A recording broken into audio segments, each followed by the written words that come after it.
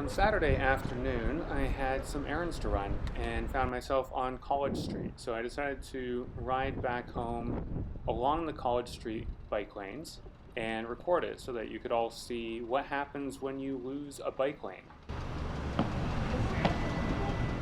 I have to apologize for the angle of the camera. I didn't realize that it was tilted as far down as it is, so unfortunately a lot of this footage doesn't show the road very far ahead. It's kind of just what's right in front of me.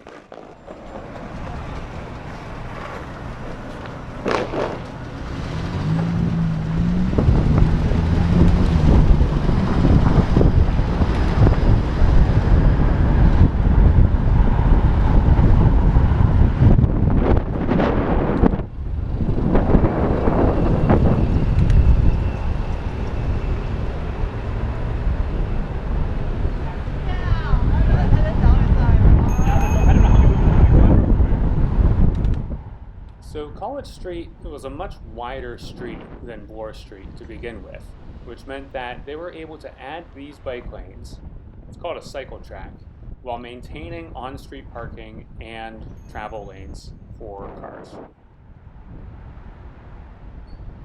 By contrast, the Bloor Street bike lanes, which you can see in other videos of mine, have just a narrow concrete curb and some bollards separating cyclists from traffic.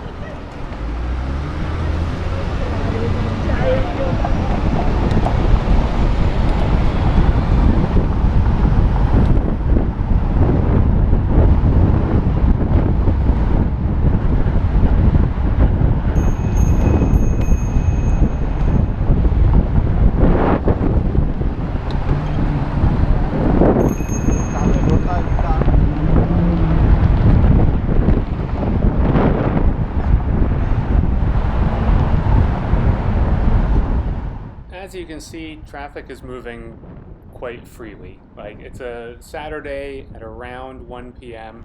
and there's no traffic jams here. Of course, there's a lot of space. There's room to park cars, there's room for street cars, and there's room for motor vehicles.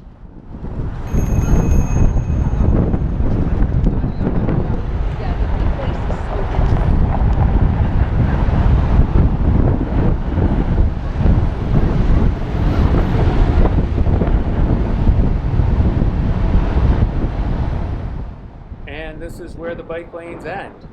So pay attention to how my behavior changes. I'm going to start ringing my bell a lot more often because, as you can see, there's not a whole lot of room between the parked cars and the streetcar tracks there. I could ride in the middle of the streetcar tracks, but you can see that there's big gaps in traffic, and so people are going to want to go faster than I can. So I'm not going to go back and forth between the middle of the streetcar tracks and the side.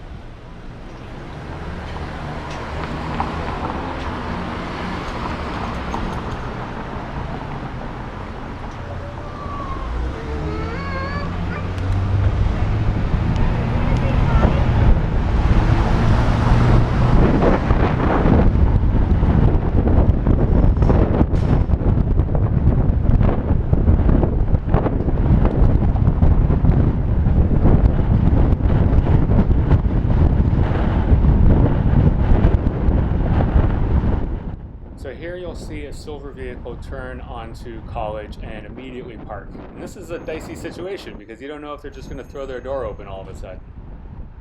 So, ringy dingy.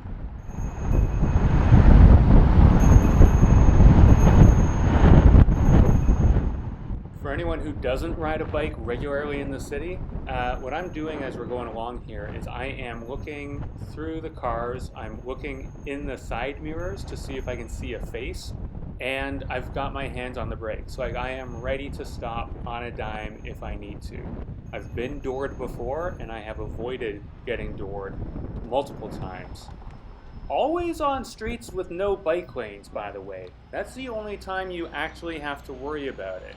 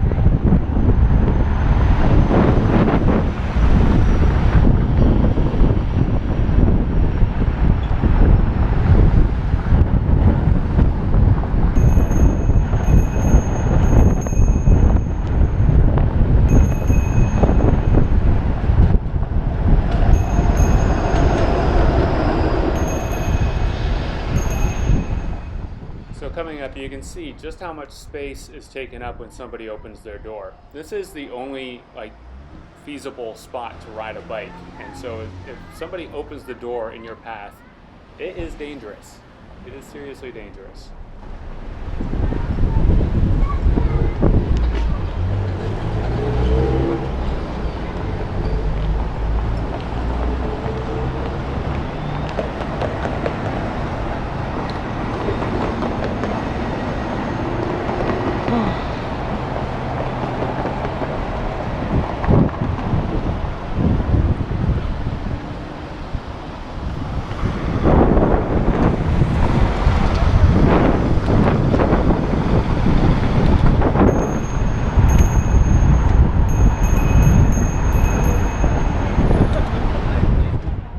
So you might notice that since the bike lanes petered out on College Street here, there are fewer cyclists.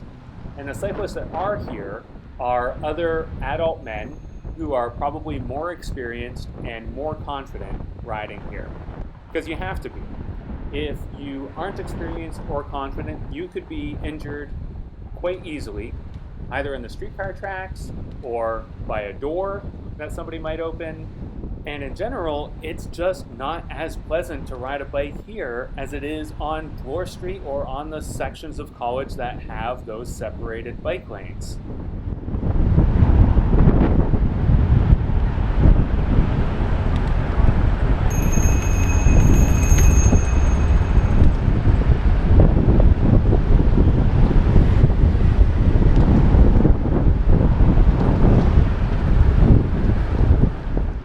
Another example of shit you've got to look out for when you're biking in the city, this black van up ahead seems to be getting ready to do a U-turn for some reason in the middle of College Street.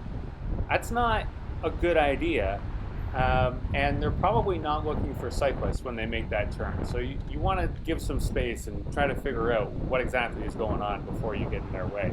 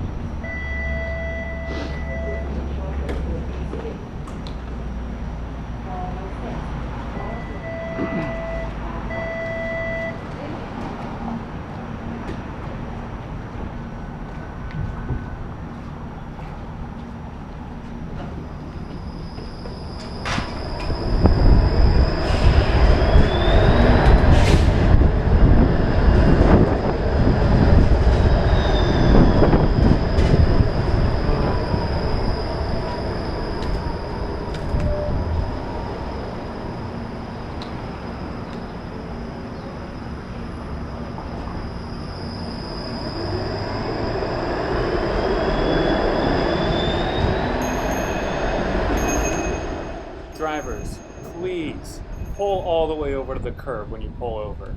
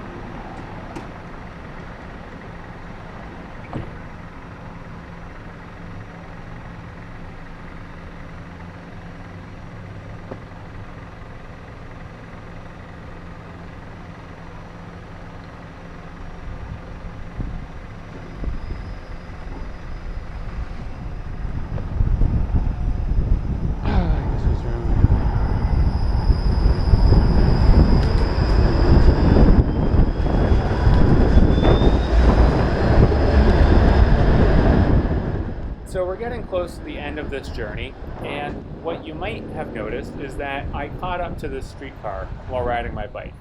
I wasn't trying to ride particularly fast. Actually, I was going kind of slow in order to avoid getting doored, but I managed to catch up.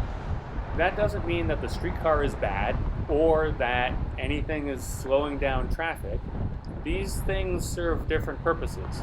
A bike is a really good, flexible mode of transportation if you're able to ride one.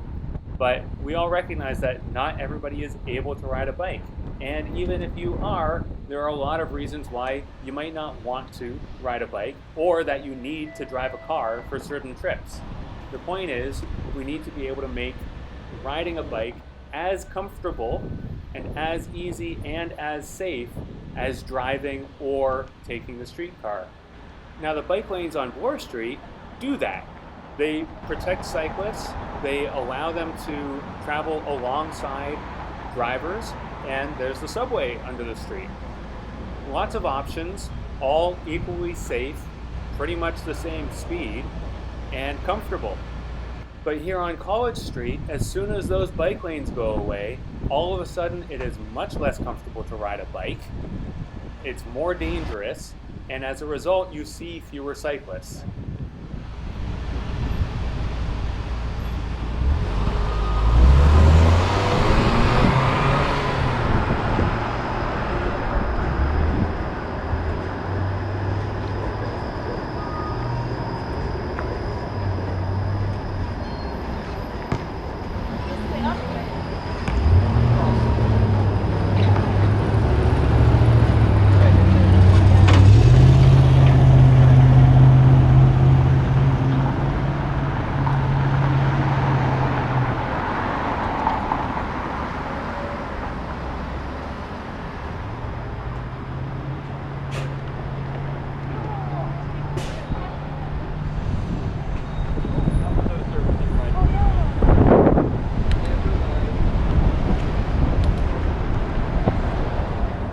Anyway, I hope that you got something out of this, just to think a little bit more critically about what it means to remove bike lanes from a street.